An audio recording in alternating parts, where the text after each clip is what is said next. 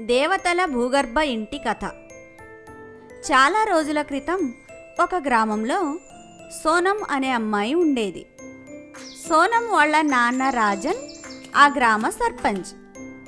అందరికన్నా ధనవంతుడు. రాజన్ సోనం పెళ్లి త్వరగా చేయాలనుకున్నాడు. సోనం కోసం ఓ మంచి అబ్బాయి ఫోటో తెచ్చాడు.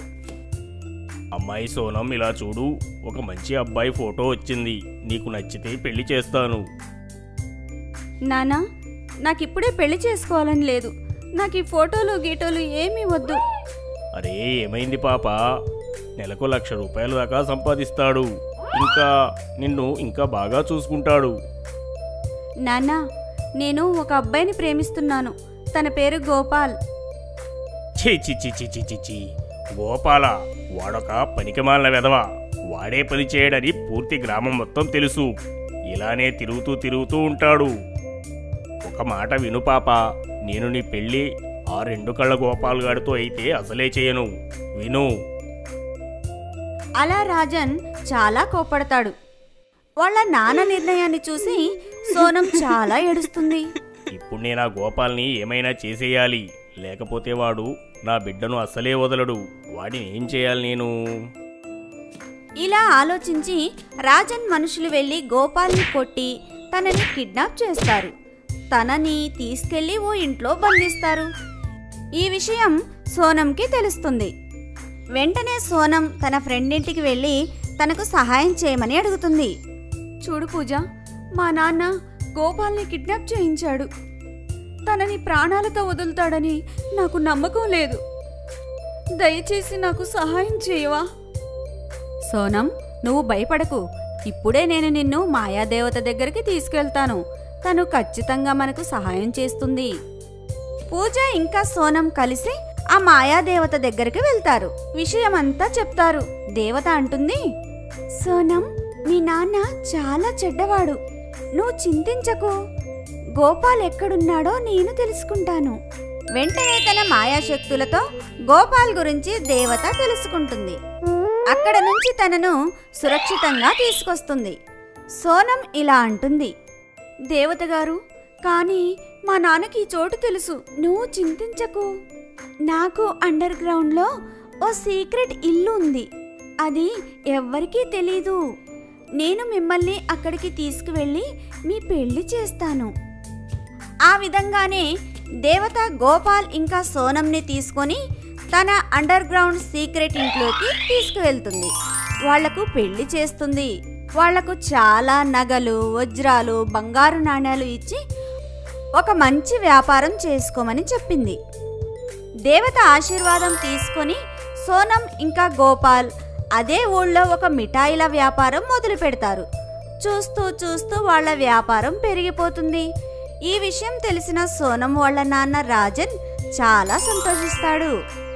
పిల్లలు సోనం మరియు గోపాల్, మీరిద్దరూ నా ఆలోచన తప్పని నిరూపించారు. నేను మీ ఇద్దరి విషయంలో చాలా సంతోషంగా ఉన్నాను. నాకు కేవలం ఒక మనవణ్ణివ్వండి చాలు, అంతే.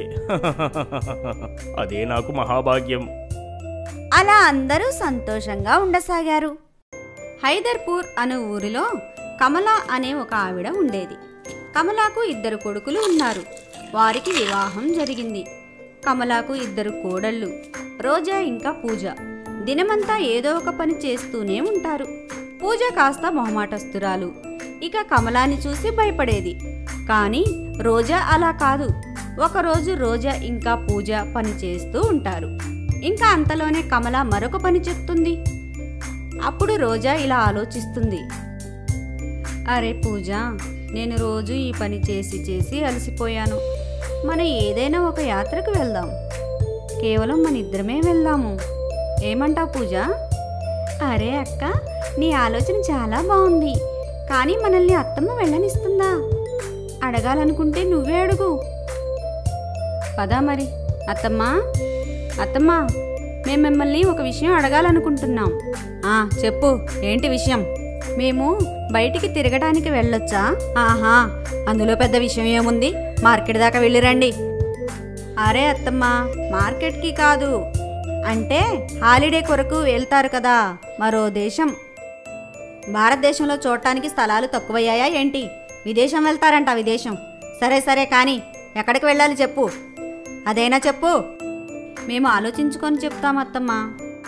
అప్పుడు రోజా ఇంకా పూజ వరల్డ్ మ్యాప్ తీసుకొని చూస్తూ ఉంటారు. మనం కెనడా వెళ్దామా?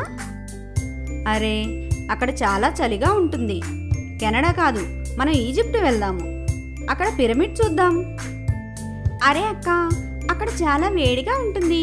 మనం అమెరికా వెళ్దాం, అక్కడ స్టాచ్యూ ఆఫ్ లిబర్టీ ఉంది, చాలా ఎంజాయ్ చేయొచ్చు. అలాగే పూజ, మనం అమెరికానే వెళ్దాం, సరేనా? ఆలోచించుకుని ఇద్దరు కోడళ్ళు వెళ్ళి ఆ విషయం కమలాకి చెప్తారు. ఇక కమల ఒప్పుకుంటుంది. ఇక వాళ్ళని ఇలా అడుగుతుంది, అరే అయినా మీరు వెళ్ళడానికి ఏర్పాట్లు ఎవరు చేస్తారు? అయ్యో అత్తమ్మ, ఇవన్నీ ఆలోచించకండి, మా తమ్ముడికి చెప్తాను, వాడే ఇవన్నీ చేసి పెడతాడు కదా.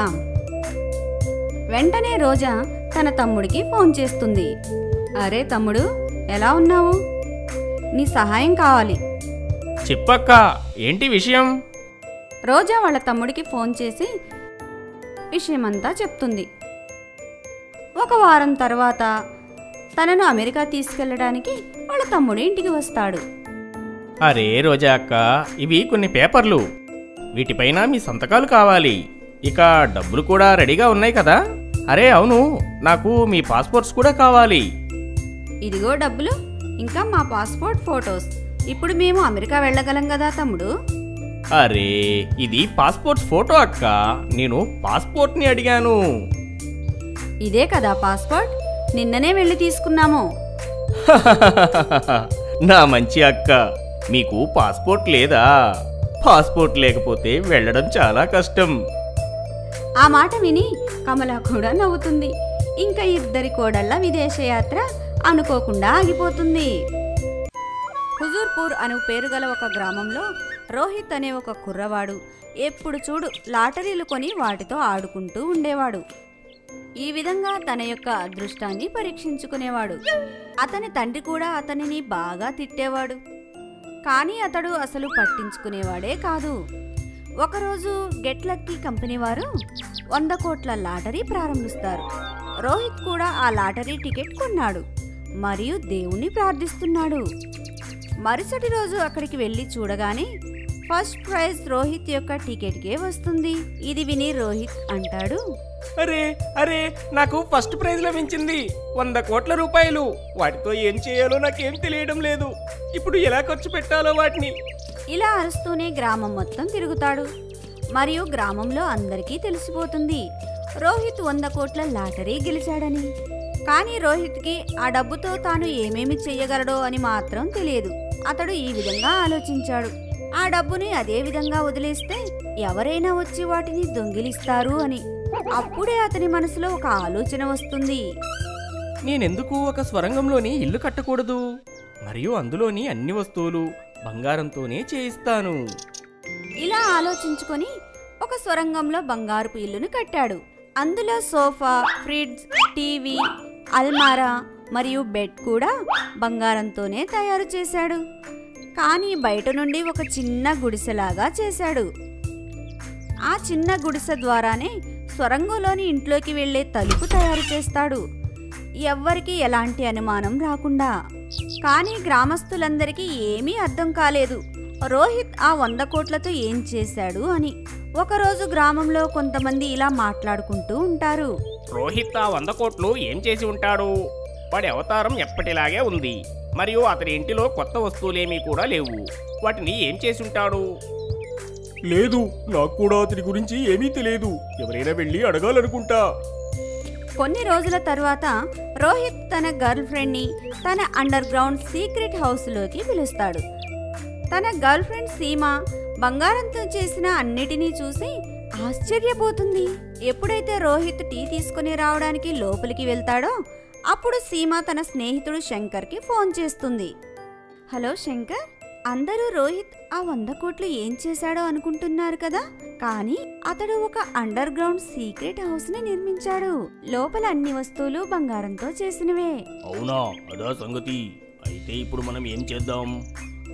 మనం రేపు రాత్రి ఇక్కడికి వచ్చి ఇదంతా దొంగతనంగా తీసుకుని వెళ్దాం. ఏమంటావు రోహిత్? రోహిత్ టీ తీసుకుని అక్కడికి వచ్చి సీమ మాటలన్నీ దాక్కుని వింటాడు. మరుసటి రోజు సీమ మరియు శంకర్ దొంగతనం చేయడానికి అండర్ గ్రౌండ్ సీక్రెట్ హౌస్లోకి వస్తారు.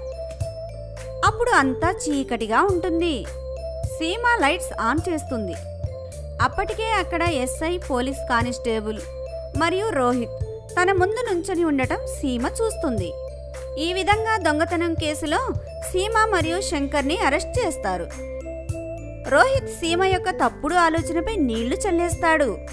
అప్పటి నుంచి పోలీస్ ఆ ఇంటి భద్రత కోసం ఒక కానిస్టేబుల్ని అక్కడ ఉంచుతాడు.